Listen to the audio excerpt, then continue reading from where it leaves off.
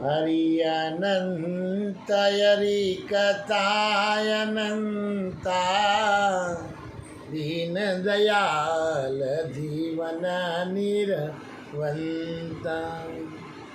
श्री मत्स्य पुराण कथा 177वां अध्याय। देवताओं और दैत्यों की सेनाओं की अद्भुत मुठभेड़, कालनेमी का भीषण पराक्रम और उसकी देव सेना का विजय। दानवानामनिकेषु कालनेमिर्मासुर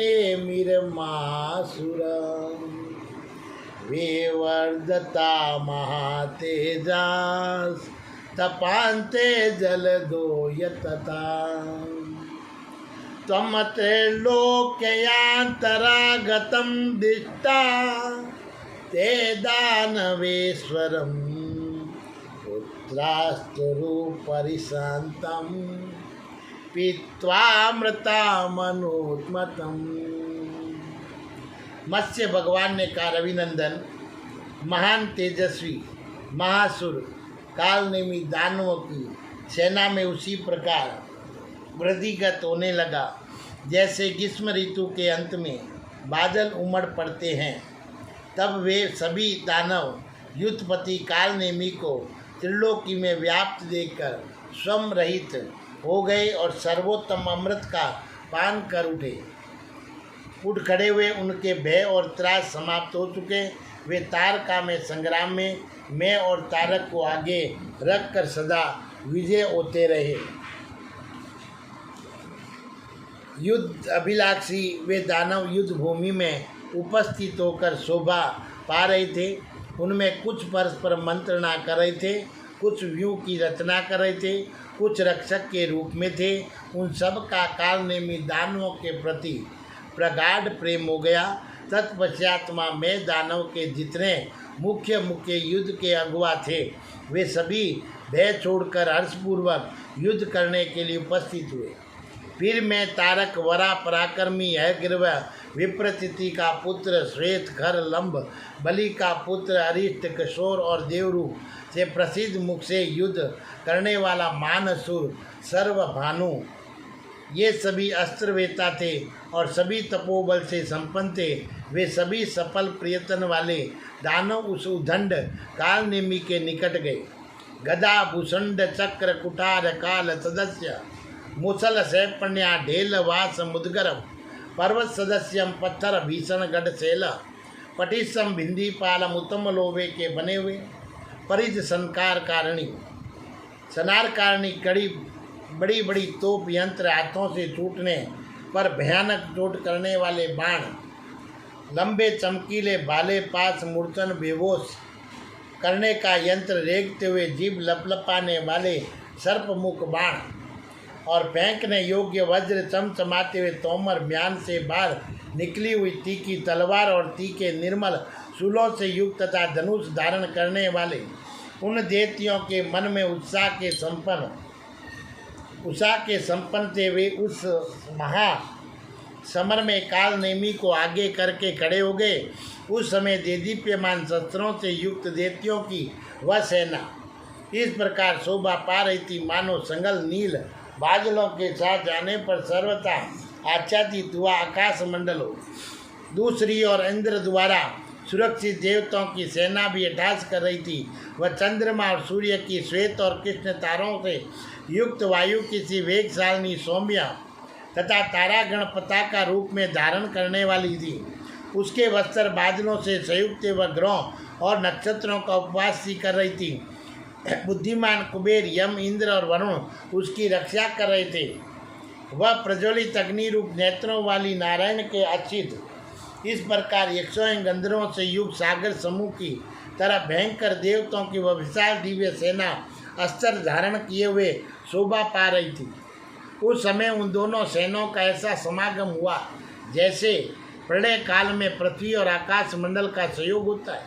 देवताओं और दानवों से व्याप्त तथा दर्प और विनय की क्षमा और पराक्रम से युक्त वह युद्ध अत्यंत भयंकर हो गया और वहाँ दोनों सेनाओं में से कुछ ऐसे भयंकर देवता और राक्षस निकल रहे थे जो पूर्व एवं पश्चिम सागरों से निकलते हुए संबंध बादलों जैसे प्रतीत हो रहे थे। उन दोनों सेनों से निकले हुए वे देवता और दानव इस प्रकार हर्षपूर्वक विचरण कर रहे थे, मानो खिले हुए पुष्पों से युक्त पर्वतीय वनों से गजराज निकल रहे हो।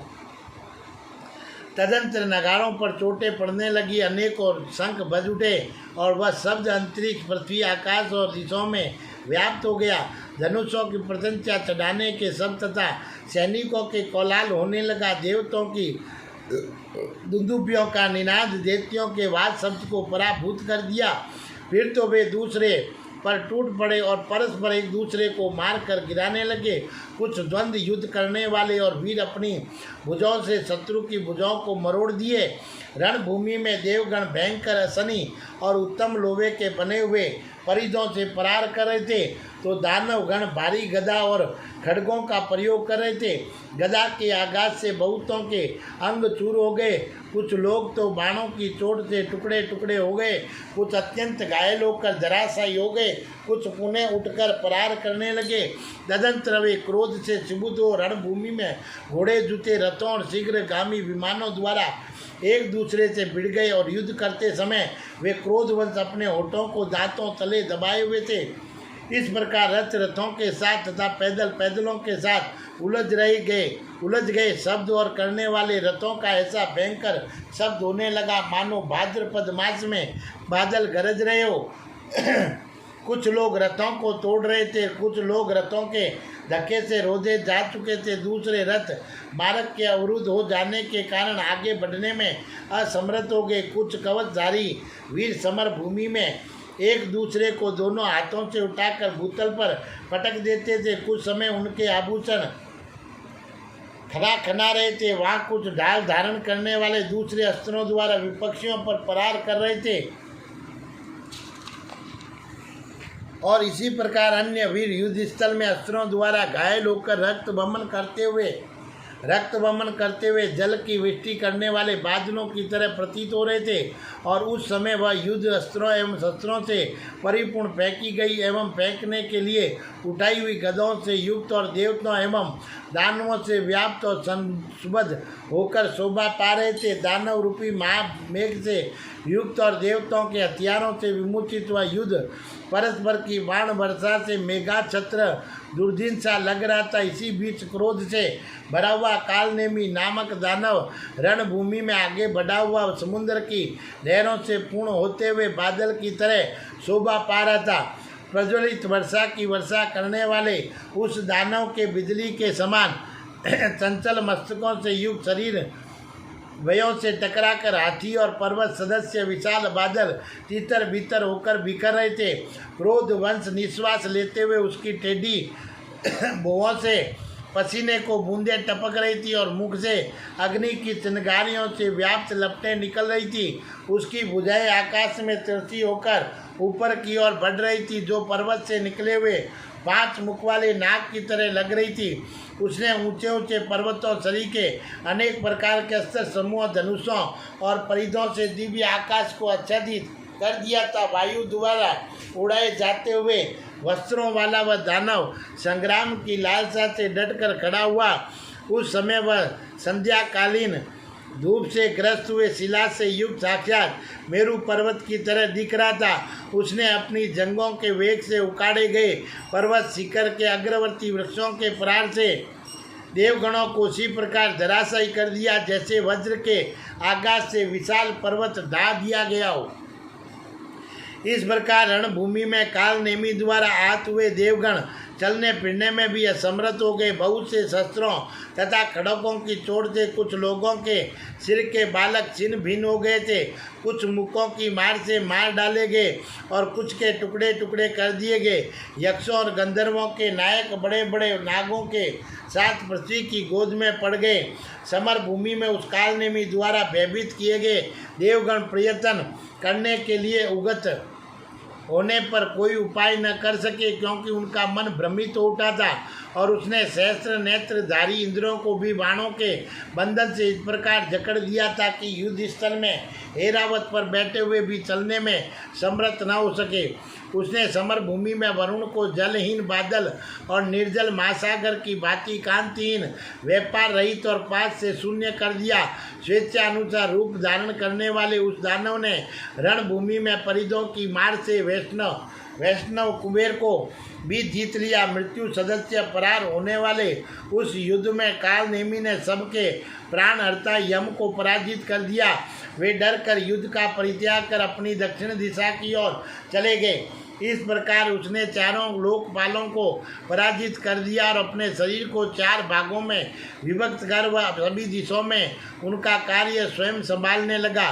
फिर जहाँ ग्रहण के समय राहु का दर्शन होता, उस दिव्य नक्षत्र मार्ग में जाकर चंद्रमा की लक्ष्मी तथा उनके विशाल साम्राज्य का अपहरण कर लिया और उसने प्रदीप्त किरणों वाले सूर्य को स्वर्ग द्वार से खदेड़ दिया और उनके सायन नामक साम्राज्य और दिन की सृष्टि करने की शक्ति को छीन लिया। उसने देवताओं के मुख स्वरूप अग्नि को सम्मुख देखकर उन्हें अपने मुख में निगल दिया तथा वायु की वेग रूप जीतकर उन्हें अपना वशीवर्ती बना दिया। और उसने अपने पराक्रम से बलपूर्वक समुद्र को वंश में करके सभी नदियों को अपने मुख में डाल लिया और सागरों को शरीर का अंग बना लिया। इस प्रकार स्वर्ग अथवा भूतल पर जितने जल थे उन सबको उसने अपने अधीन कर लिया। उस समय समस्त प्राणियों को भयभीत करने वाला वह दैत्य संपूर्ण लोकों से युक्त होकर महाभूतपति ब्रह्मा की तरह सुशोभित हो रहा था। संपूर्ण लोकपालों के एकमात्र मूर्त स्वरूप तथा चंद्र सूर्य आदि ग्रहों से युक्त उस दानवों ने पर्वतों द्वारा सुरक्षित पृथ्वी को स्थापित किया। इस प्रकार अग्नि और वायु के समान वेगशाली दानवराज काल नेमी और युद्ध स्थल में लोगों की उत्पत्ति के स्थानभूत ब्रह्मा के पद पर स्थित होकर शोभा पा रहे थे। उस समय दैत्यगण उसकी उसी प्रकार स्तुति कर रहे थे जैसे देवगण ब्रह्मा की किया करते हैं। बोलिए विष्णु भगवान की जय। हरि अनंत हरि कथाय अनंता, दीन दयाल जीवन निरवंता।